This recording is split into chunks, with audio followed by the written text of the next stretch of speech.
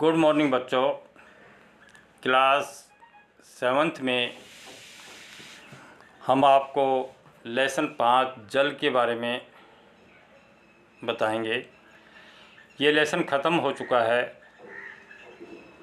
कल भी मैंने आपको इसके क्वेश्चन आंसर करवाए थे। आज फिर इसके क्वेश्चन आंसर हैं वो करवा रहा हूँ, तो थोड़ा ध्यान से ही इसकी बच्चों PDF भेज दी जाएगी। वो क्वेश्चन आंसर आप उतार लेना। ये खाली आपको क्वेश्चन आंसर समझाए जा रहे हैं, और जो आपको PDF भेजी जाए उसके क्वेश्चन आंसर आप सारे क्वेश्चन आंसर करने और साफ साफ करने, ताकि पता लगे। तो पहला है, लहरों की ऊंचाई प्रभावित करने वाले कारक कौन कौन से हैं। लहरों की ऊंचाई प्रभावित करने वाले कारक कौन कौन से हैं। तो देखिए, पहला है लहरों की ऊंचाई प्रभावित करने वाले कारक निम्नलिखित हैं। पहला है जल की मात्रा। जो जल की मात्रा होती है बच्चों, वो भी लहरों को प्रभावित करती है। जैसे लहरें ऐसे ऐसे ऐसे ऐसे चलती है तो उसको प्रभावित करती हैं। समुद्र में देखो कितनी ज़ोर ज़ोर की लहरें चलती हैं ऐसे। तो ये दूसरी, वायु की गति। वायु का मतलब होता है हवा। हवा की गति कितनी है, कितने किलोमीटर प्रति घंटा हवा की गति है। हमने देखा था 2004 में एक सुनामी आई थी, तो उस समय समुद्र में 700 किलोमीटर प्रति घंटे के हिसाब से वो हवाएं चल रही थी और सब कुछ तहस नहस कर दिया था तटीय इलाकों में। तो ये है वायु की गति। तीसरा है सूर्य और चंद्रमा जो है उसकी आकर्षण शक्ति। सूर्य और चंद्रमा जो है उसकी जो आकर्षण शक्ति है उसके बारे में ये है बच्चों। तो ये सारे पॉइंट जो हैं, जल की मात्रा, वायु की गति, या सूर्य एवं चंद्रमा की आकर्षण शक्ति जो है, ये लहरों को प्रभावित करने वाले सभी कारक हैं। अब अगला प्रश्न जो आ रहा है वो है महासागरीय जल की गति। महासागरीय जल की गति को प्रभावित करने वाले कारक कौन कौन से हैं। तो देखिए बच्चों, महासागरीय जल की गति को प्रभावित करने वाले कारक निम्नलिखित हैं। नंबर 1 आता है सूर्य और चंद्रमा की आकर्षण शक्ति। सूर्य और चंद्रमा की आकर्षण जो शक्ति है वो महासागरीय जल की गति को प्रभावित करती है। आगे, महासागरीय जल में लवणता की मात्रा। बच्चों ये देखिए, लवणता की जो मात्रा है महासागरीय जल में अधिक मिलती है। महासागर का जल कैसा होता है? खारा होता है। आप ये जानते हो, जब भी बाढ़ आती है, बरसात होती है, बरसात का पानी बह बहकर बाढ़ के रूप में सारा समुद्रों में जाता है, तो उसके साथ ही क्या है कि उसके साथ बहुत से लवण घुल घुल कर उस पानी में, या बाढ़ के पानी में या बरसात के पानी में, सारे समुद्र में जाकर समुद्र उनको समाहित कर लेता है।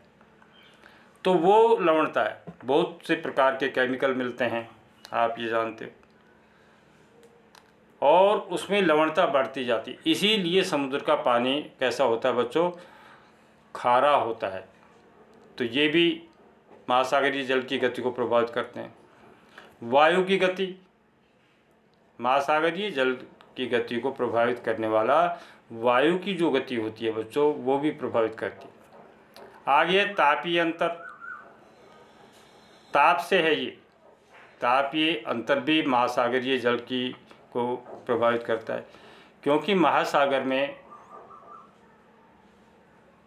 कुछ जो लहरें होती हैं वो ठंडी होती हैं और कुछ गर्म होती है। गर्म लहरें और ठंडी लहरें, तो ये भी इसको प्रभावित करती हैं। पृथ्वी की घूर्णन गति, आप ये जानते हो पृथ्वी की जो घूर्णन गति है वो भी किसको प्रभावित करती है, इसको करती है महासागरीय जल की गति। अब हम आपको आगे बता रहे हैं बच्चों कि ज्वार भाटा क्या है और तथा ये कैसे उत्पन्न होते हैं। आप ये जानते हो समुद्र के पानी में ज्वार भाटा आता जाता रहता है।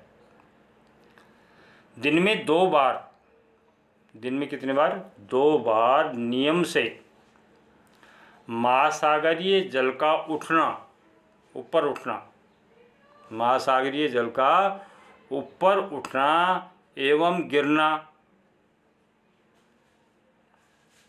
ऊपर उठना और गिरना ज्वार भाटा कहलाता है। दोबारा फिर बता रहा हूँ कि ज्वार भाटा क्या है, दिन में 2 बार नियम से महासागरीय जो जल है उसका उठना एवं गिरना क्या कहलाता है, ज्वार भाटा कहलाता है। अब इसकी डिटेल में आप इसको समझ लिए कि डिटेल में क्या है। जब सर्वाधिक ऊंचाई तक उठकर जल, सर्वाधिक ऊंचाई तक उठकर जो जल है बच्चों वो तट के बड़े हिस्से को, तट माने होता है किनारा, समुद्र का जो किनारा होता है जहाँ सारे पानी है और बिल्कुल किनारा आ जाता है, उस किनारे की बात कर रहे हैं। तो जब सर्वाधिक ऊंचाई तक उठकर जल तट के बड़े हिस्से को डुबो देता है या किनारे को डुबो देता है, तब उसे हम क्या कहते हैं, ज्वार कहते हैं। क्योंकि तट के बड़े हिस्सों को उसने पानी से घेर लिया है, डुबो दिया है, उसको हम क्या कहते हैं, ज्वार कहते हैं। जब जल अपने निम्नतम स्तर पर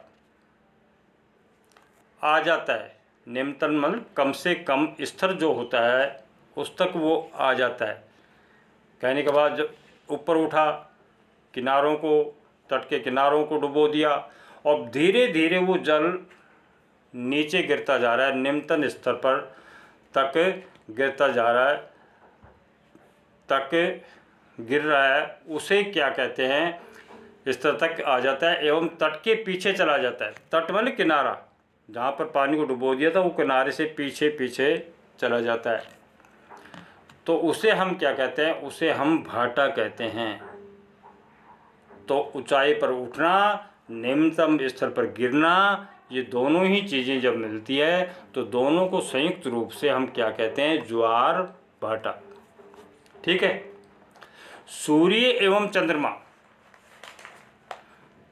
सूर्य एवं चंद्रमा की गुरुत्वाकर्षण शक्ति के कारण, इसकी जो गुरुत्वाकर्षण जो शक्ति है उसके कारण ज्वार भाटा उत्पन्न होता है।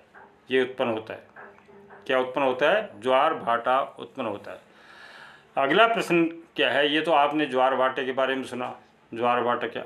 अब है महासागरीय धाराएं क्या होती हैं। आप ये जानते हो कि बच्चों कि महासागर में धाराएं चलती रहती हैं, गर्म धाराएं और ठंडी धाराएं। इसी तरह महासागर में क्या है कि ज्वार भाटा जब आता है गर्म धाराएं भी होती हैं और ठंडी धाराएं भी होती हैं। तो ये धाराएं जो हैं, महासागरीय धाराएं निश्चित दिशा में महासागरीय सतह पर नियमित रूप से बहने वाली ये धाराएं होती हैं, नियमित रूप से ये धाराएं बहती रहती हैं। और महासागरीय धाराएं ये बहती हैं। महासागरीय धाराएं जो होती हैं वो गर्म भी होती हैं और ठंडी भी हो सकती हैं।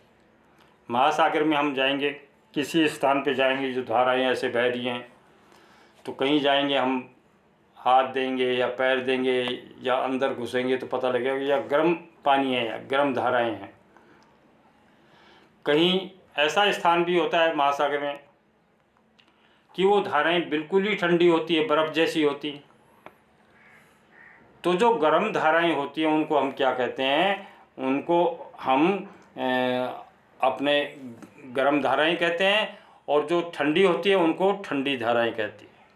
तो इस प्रकार से ये महासागरीय धाराएं हैं। तो बच्चों आज के लेसन में मैंने क्वेश्चन आंसर आपको ये बताया है, इसको साफ कॉपी में आपको करना है, सुंदर कॉपी में आपको करना है, और लिखाई आपकी बढ़िया होनी चाहिए। तो इसलिए बच्चों इसको उतारना ज़रूर है आपकी होमवर्क की कॉपी में। आज के इसमें इतना ही। थैंक यू बच्चों।